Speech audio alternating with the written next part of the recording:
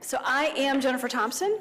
I am from North Carolina, and I am the founder and the president of Healing Justice Project, which is the only national nonprofit in the country that seeks to address the aftermath of a wrongful conviction for everybody who gets impacted.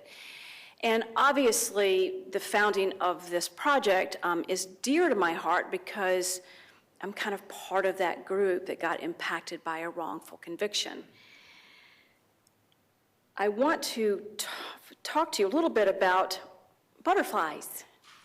Not really, but I want to talk to you a little bit about something called the butterfly effect. And probably most of you are familiar with this concept, which is a principle, it's a law, it's part of the chaos theory. And I learned about this a couple years ago, and I kind of scratched my head and I thought, you know, wrongful convictions really is part of the chaos theory.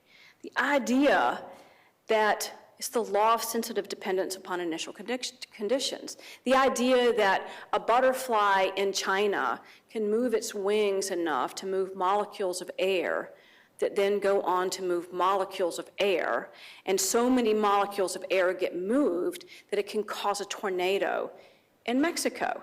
And the gentleman who came up with this theory, Edward Lorenz, he was kind of laughed at when he told his constituents, his colleagues, during a conference in New York, and people laughed at him, and yet years later this was proven to be true, that first movement of the butterfly wings can cause a great deal of catastrophe. And again, as I started thinking about wrongful convictions, I started thinking about my own personal journey through the criminal justice system, that an initial movement by a person can create waves and waves of trauma and pain and harm. That a wrongful conviction so often is thought about through a single lens, which is the person who's been harmed, the exoneree, right? The innocent man and woman. But the truth is that when a wrongful conviction happens, it's like a bomb explodes, and everybody around the perimeter of that bomb gets hurt and gets harmed. And that is my story. That is what I want to talk to you a little bit about today. In 1984, when I was a college student, I was 22 years old at Elon College, which is now Elon University in Elon College, North Carolina, which no one's ever heard of, so we often just say Burlington, North Carolina. And at this particular point in my life, I had kind of arrived miraculously and shockingly to my family. I had kind of gone through the proverbial bad decisions as an 18-year-old. I had dated every single bad guy that there was in the state of North Carolina. Seriously.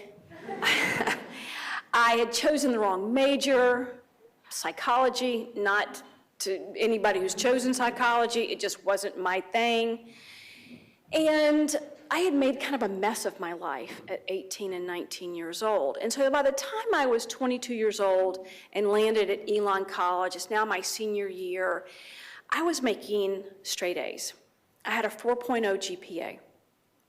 I was to graduate the spring of ’85, and my advisor had told me that if I continued to work as hard as I was working, that I would graduate valedictorian, that I would graduate summa cum laude, that the University of North Carolina at Greensboro was looking to give me a teaching assistant's position because I wanted to get my master's degree in kinesiology and exercise physiology because I wanted to be a physical therapist. I wanted to put broken people back together again.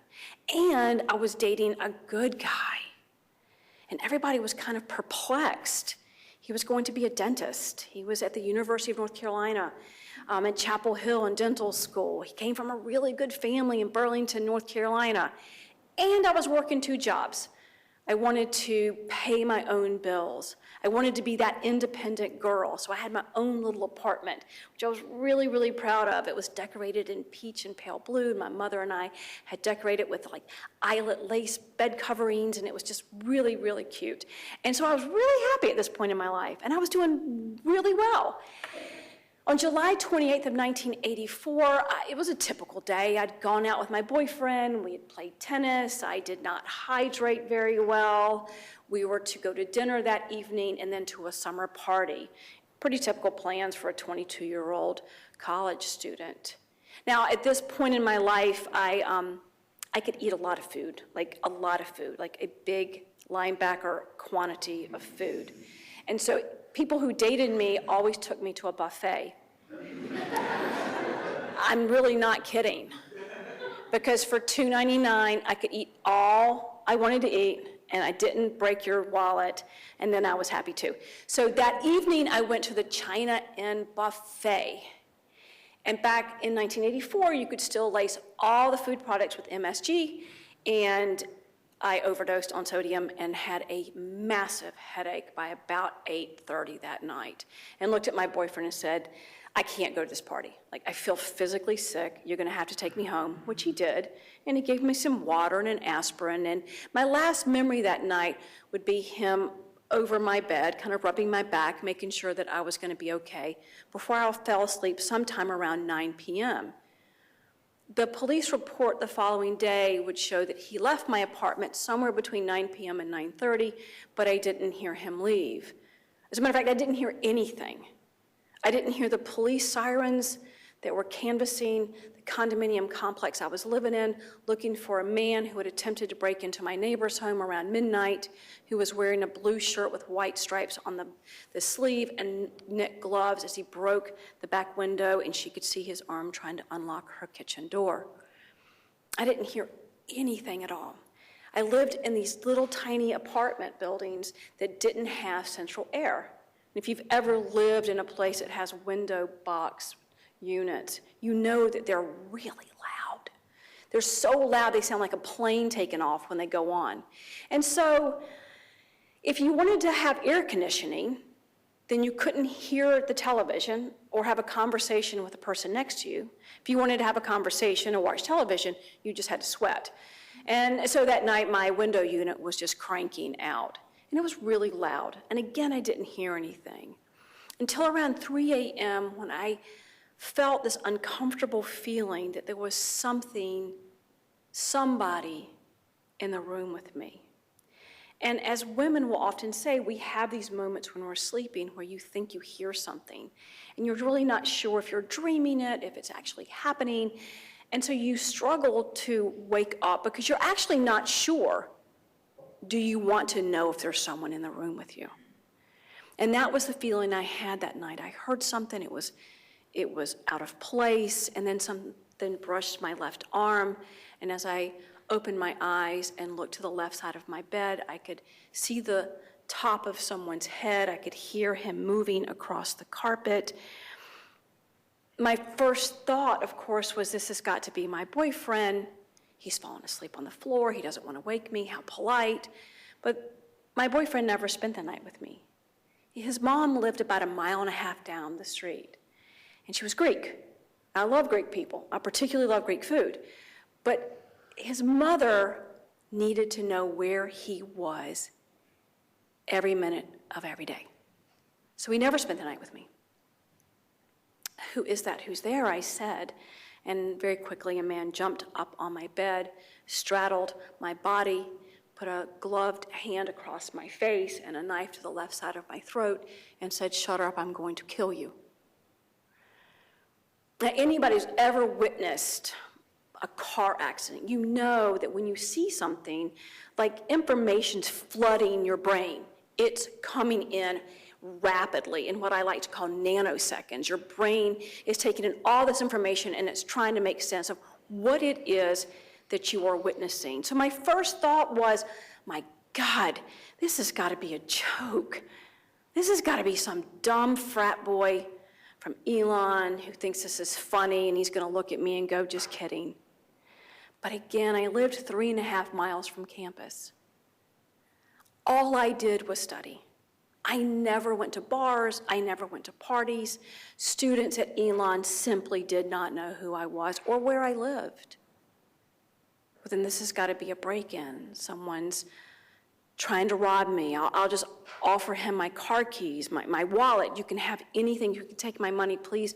You don't have to do this. You don't have to hurt me. I won't call the police, please. Just take my car. You can have it. Just leave me. And he looked at me and he said, I don't want your money.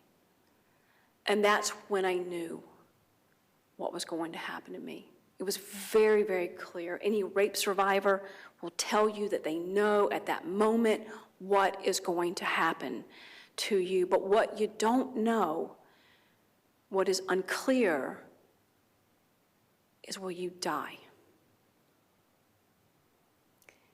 Am I going to die tonight? Is this the last thing my eyes will see? Is this the last thing that will touch my body?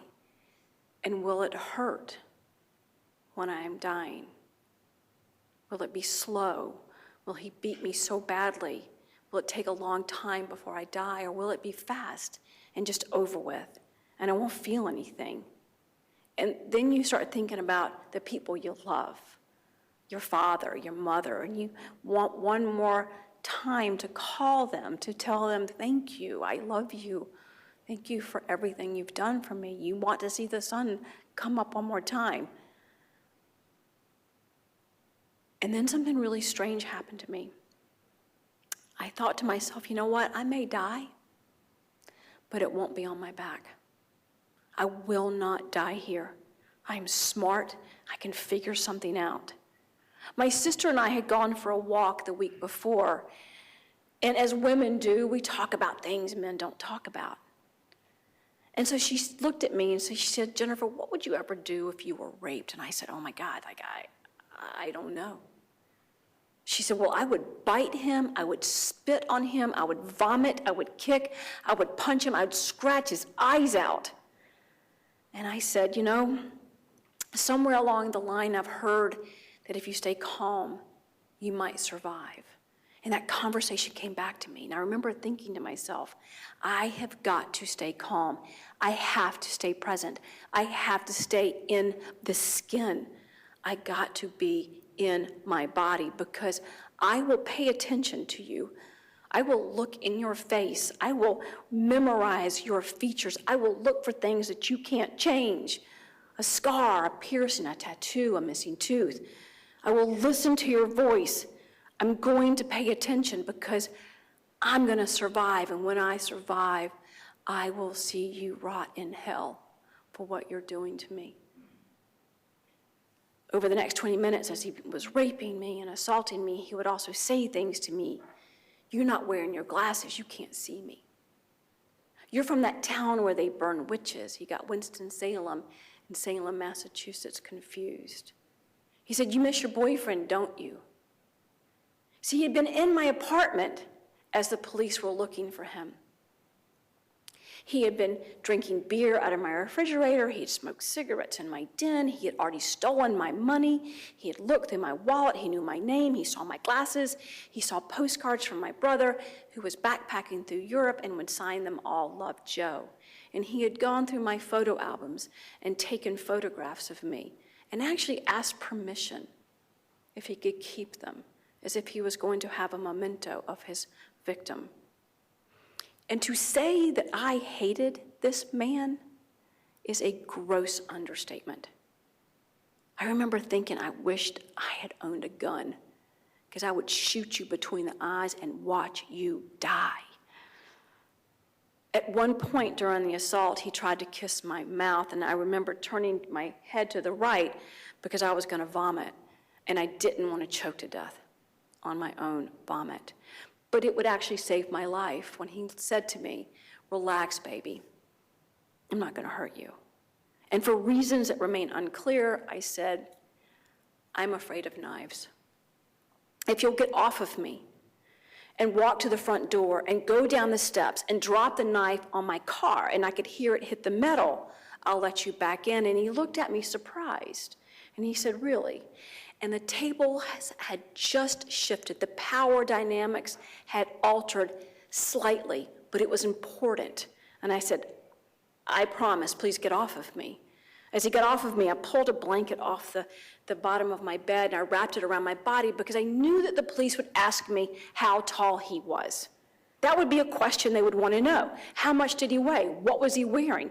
I needed to stand close enough to him to figure out how tall he was.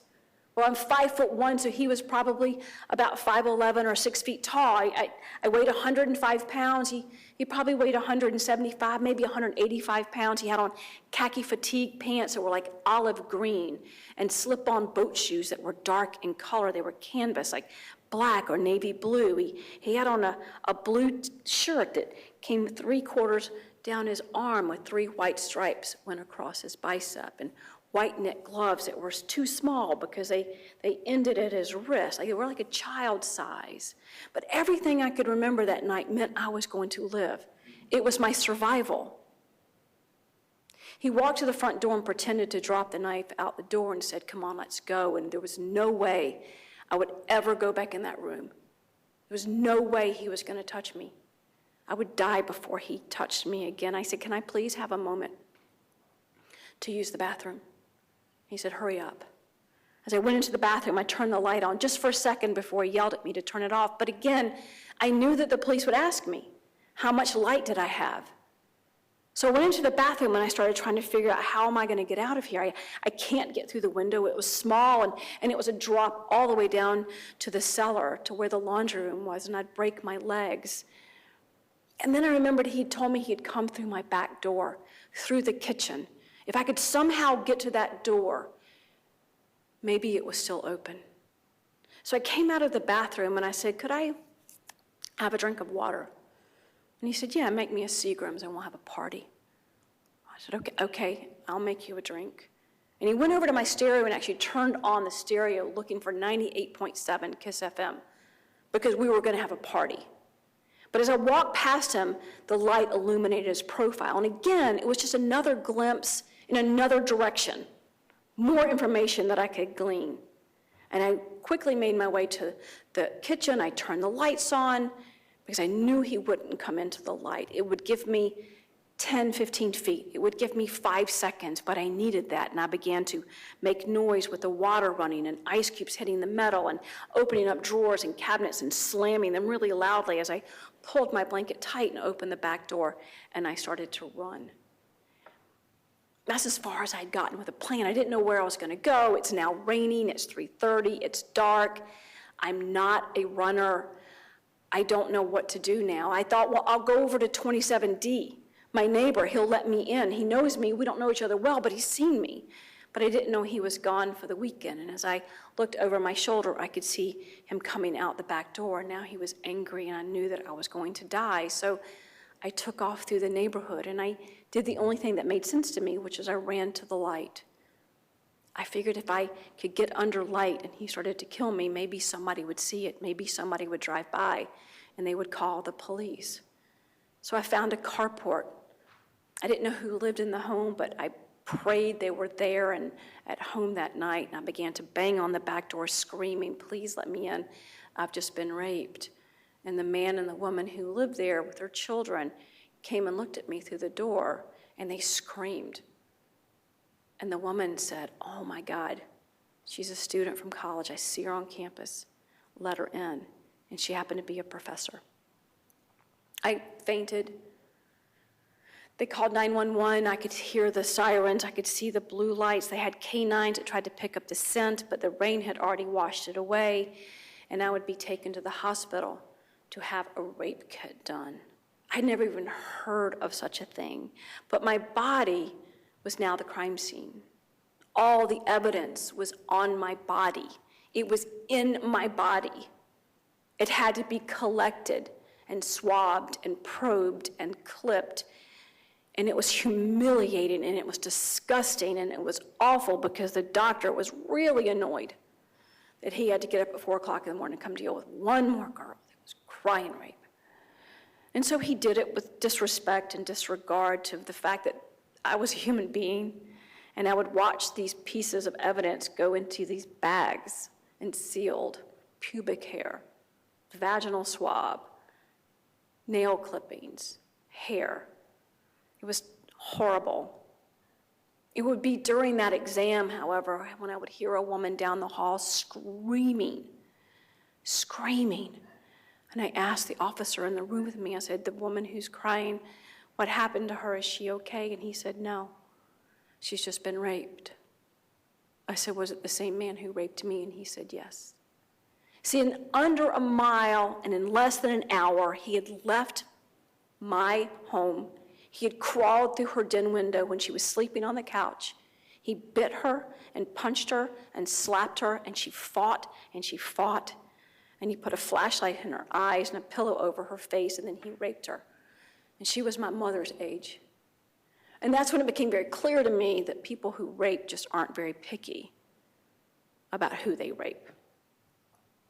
And I had never in my life hated anyone like I hated this man. Like I could taste it coming up from the pit of my stomach.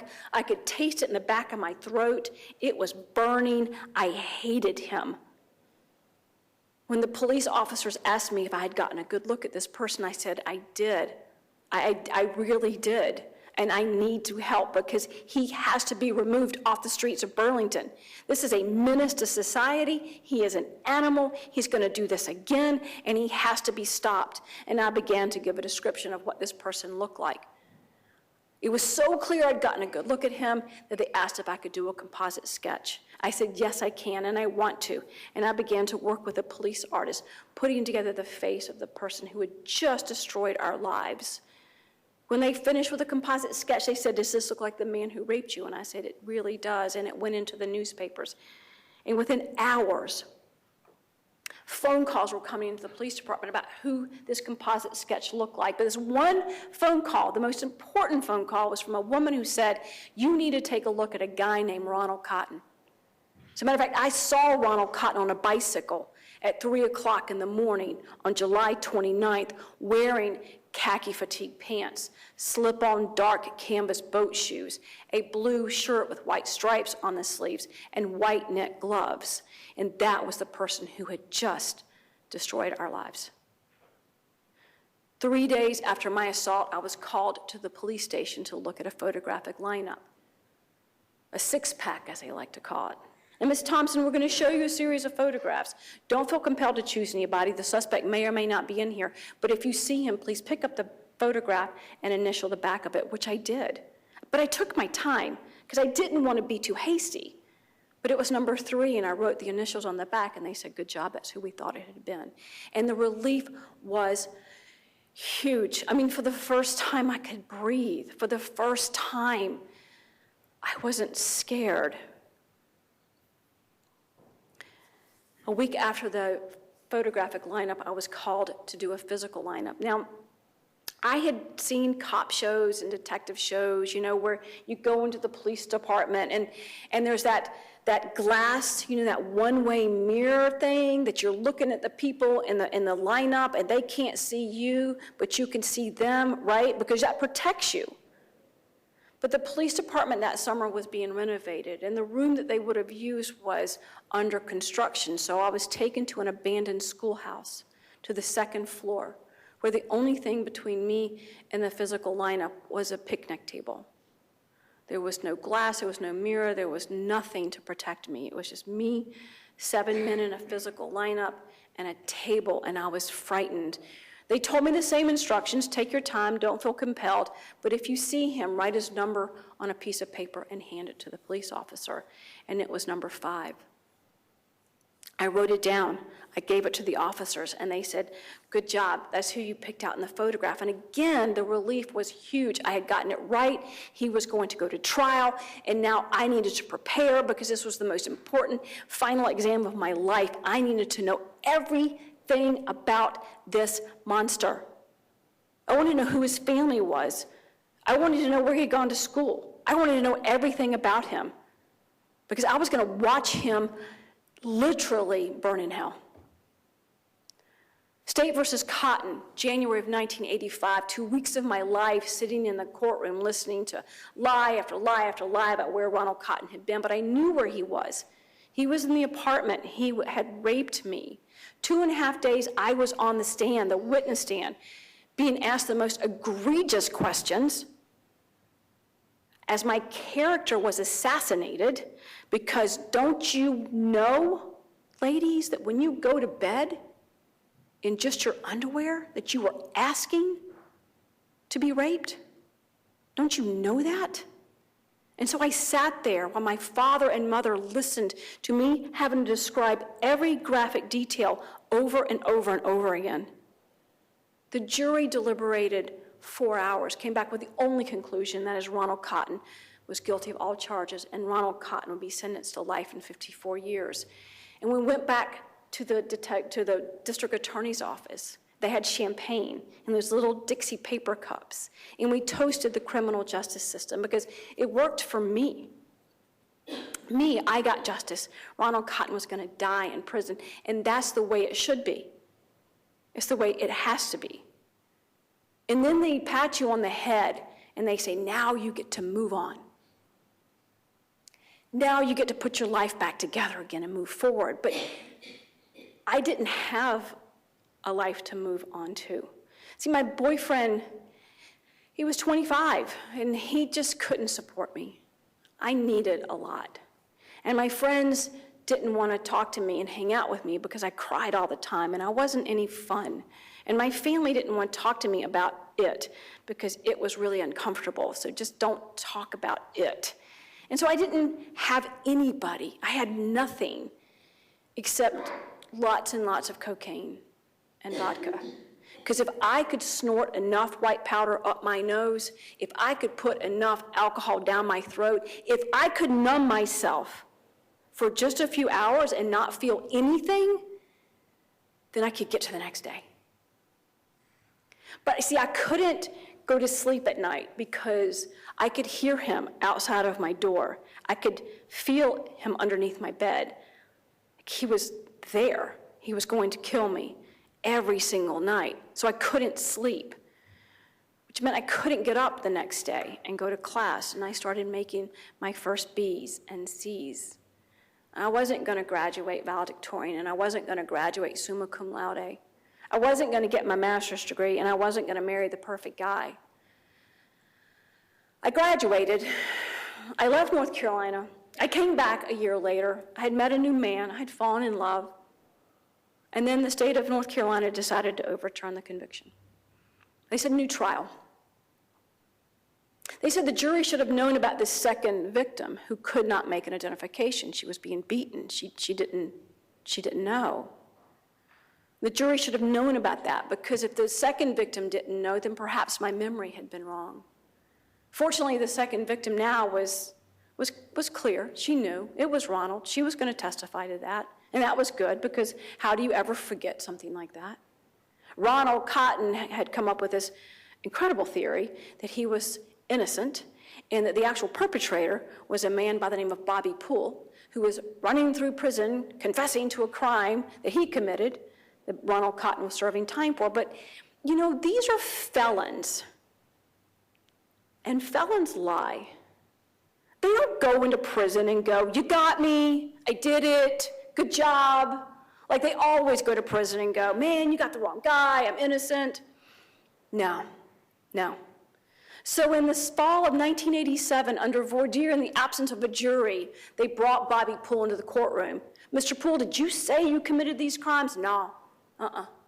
Did you commit these crimes? No, I did not.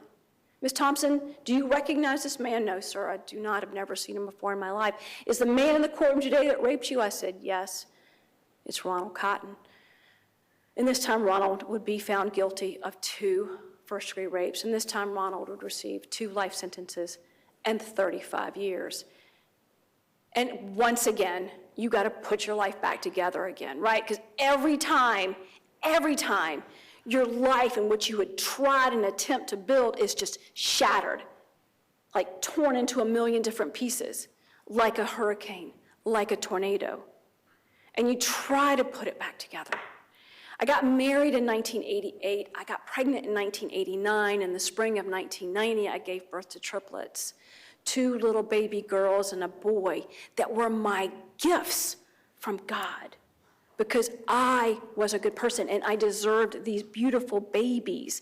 And it gave me such pleasure to know that Ronald Cotton would never have this. That Ronald Cotton would die in prison, and he didn't deserve to have children because he was an animal.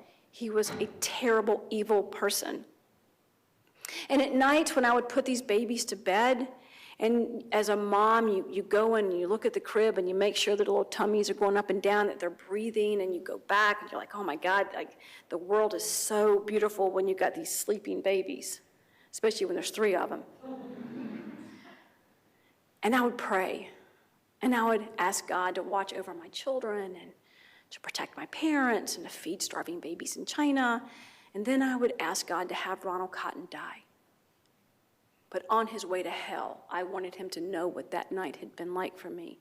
That unbelievable sense of no power and control over who can touch your body and who can't. I wanted him to know that fear, and then I wanted him to die. And I would pray that prayer for the next 5 years, because God understands when good people pray for bad things to happen to bad people. Like, it's all good. He's good with that. Until 1995, when I got a phone call from Mike Galden, the original investigator, and the ADA of Alamance County, Rob Johnson, and they said, hey, we need to come and visit you, a couple of things we can talk about. And I'm like, you know, guys, like, I got 5-year-old triplets. I mean, I don't have time to blink. I have to schedule it. But come in, it's fine. So they came to my house, and after we exchanged pleasantries, they said, you know, there's this thing called post-conviction DNA testing.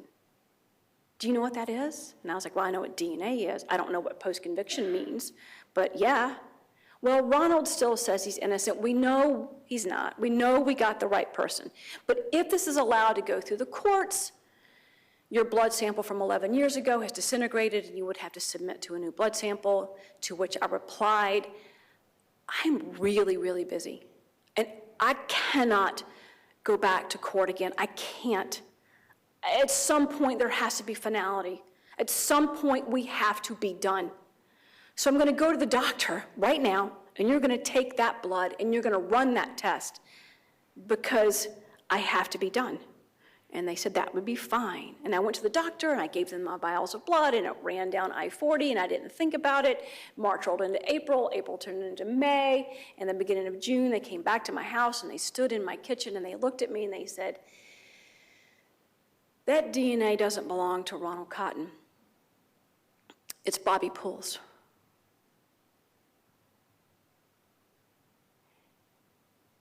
And then the earth opened up and swallowed me.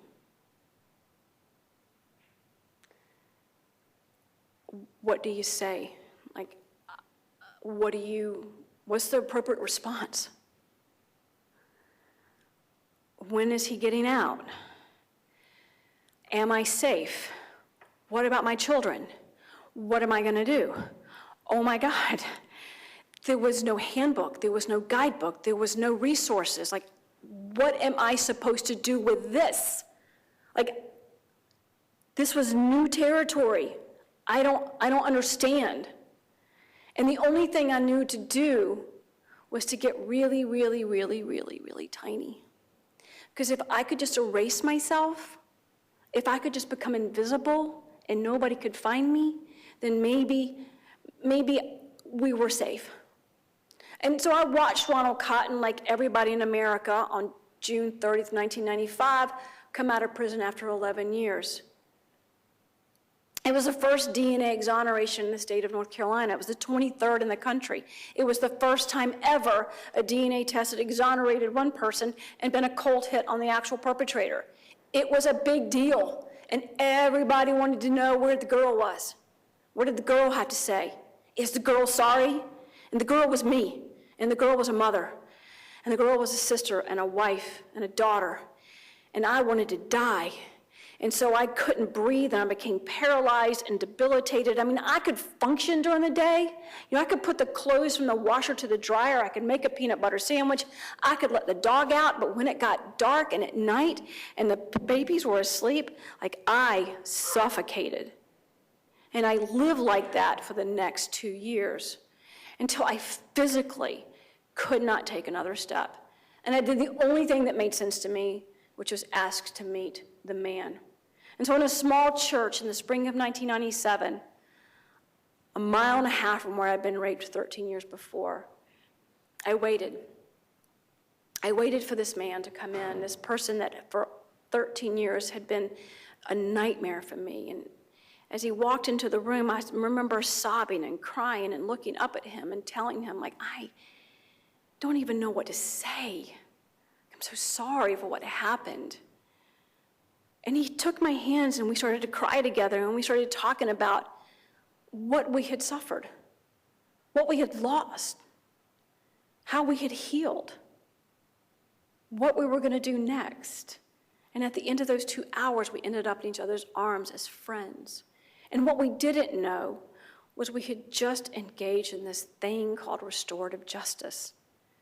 That two harmed parties could come together and talk about the worst parts of our lives and share and become friends. And you would think that that's a great ending, except for the next 20 years. I would be paraded in front of audiences, thousands and thousands and thousands of people. I would become the poster girl for eyewitness identification gone wrong. I would be that voice, and what I didn't know was how much I would be harmed by that. How the public and the media would see me as the person to hold the blame. That somehow it had been my fault that Ronald Cotton had been sentenced and spent all those years in prison. And it took me a long time to realize that that first movement really mattered, and that the first person to cause all this harm was a man named Bobby Poole. But I carried the blame. I wore the scarlet letter. I took the beatings. I received the death threats. I would be told things that would just make you physically sick. And yet I thought it was my job to atone for something that had never been my fault to begin with. I'd been asked to participate in a lineup that was failed, flawed. It was doomed. It was doomed to failure. It took me a long time to figure out that I had been harmed, as well as Ronald Cotton. In 2015, I sold my divorce house. I had this money from the house, and I looked at my husband, who you will hopefully meet tomorrow, and I said, you know, this money makes me sad. This money makes me angry. I want to do something different with it. I want to do something that is healing. So in the summer of 2015, I launched Healing Justice Project. Healing Justice is dedicated and designed to talk about everybody who gets hurt in a wrongful conviction case. At the center of every wrongful conviction case, there's a perpetrator. And everybody in the circle on the outside gets hurt. It's the original victims. It's my family. It was Ronald, and it was Ronald's family. It was the 6 other women who were raped by Bobby Poole the fall of 1984 and the spring of 1995. It was a community that believed that the right person had gone to prison. It was the police department. It was their jurors under 2 trials, 24 men and women who had asked to participate in a system that had failed. And that now they were carrying the burden of having participated in a wrongful conviction. Everybody in the circle got hurt and got harmed. It was a bomb. It was an explosion. Everybody in the perimeter got hurt. And like myself, when these events happen, you are trying to find those pieces of your former self, those pieces of your former life, things that remind you of who you were before this happened. And every time these events happen in your life, there's less and less of you to find and put back. Healing Justice, our cornerstone program, are healing retreats. 4 times a year, we bring 20 men and women that have been wrongfully convicted and their families, and original crime survivors and their families, to a retreat space.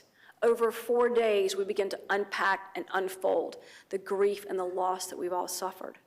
We do this in a variety of ways. One of the things that we do is expressive arts. You'll see on the top left is Venus and Evan King out of Ohio. Evan spent 23 years in prison for murder. This picture, when she came to this retreat, was the first time she was ever allowed to touch her father for 23 years. Below is Juanita and Xander Gillespie. Juanita's son, Xander's brother, was wrongfully convicted of rape in Ohio. He spent 20 years. They talk about the loss of being able to create memories within the family. The first Christmas Dean was arrested, she threw all the Christmas decorations in the front yard. For the next 20 years, they sat there. She refused to celebrate another holiday until Dean would come home. But it impacted the other siblings who lived in the house. And they were able to talk about that and begin to heal.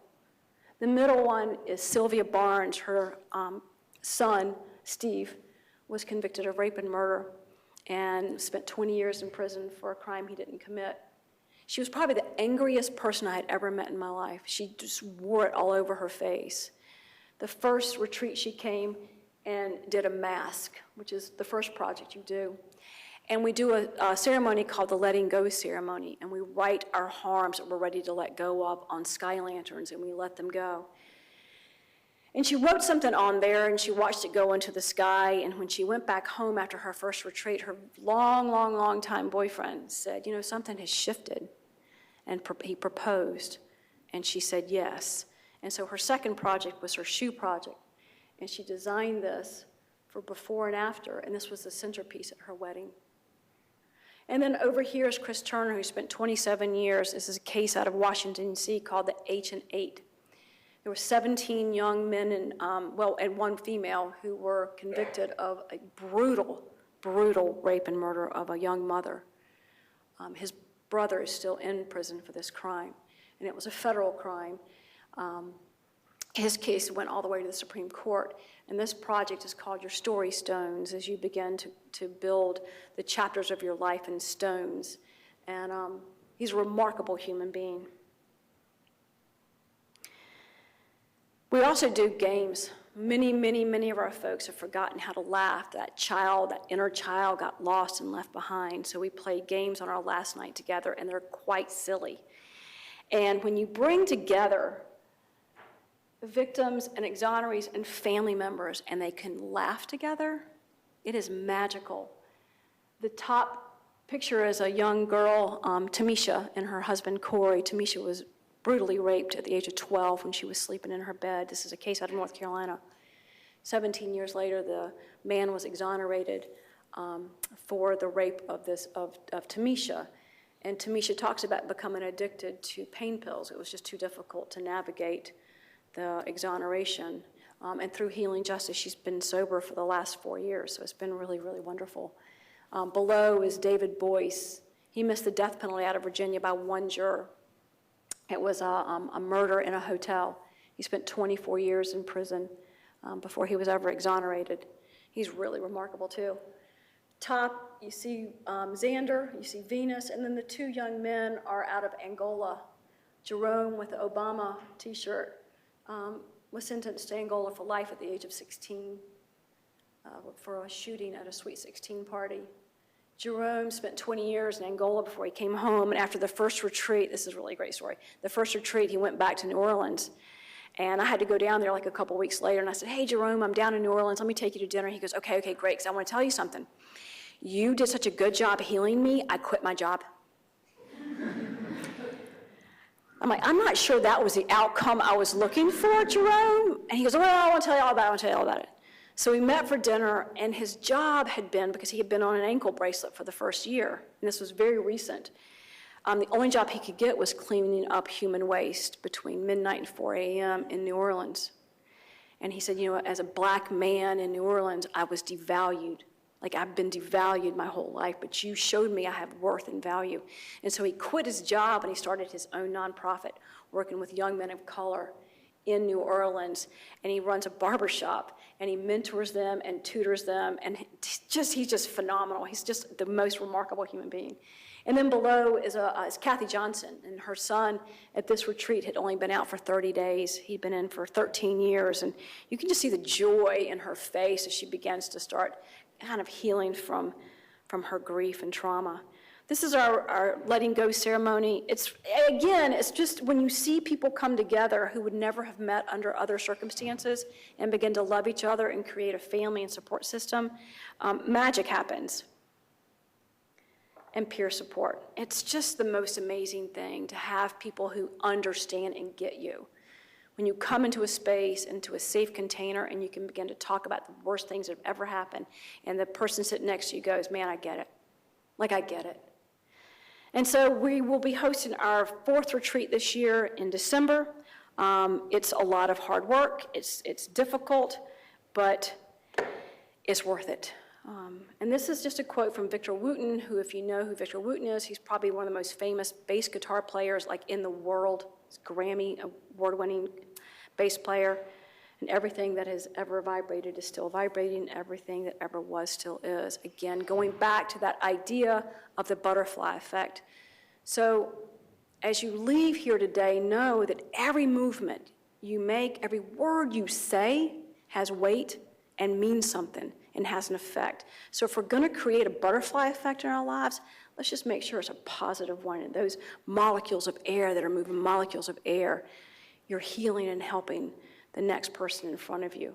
So, thank you.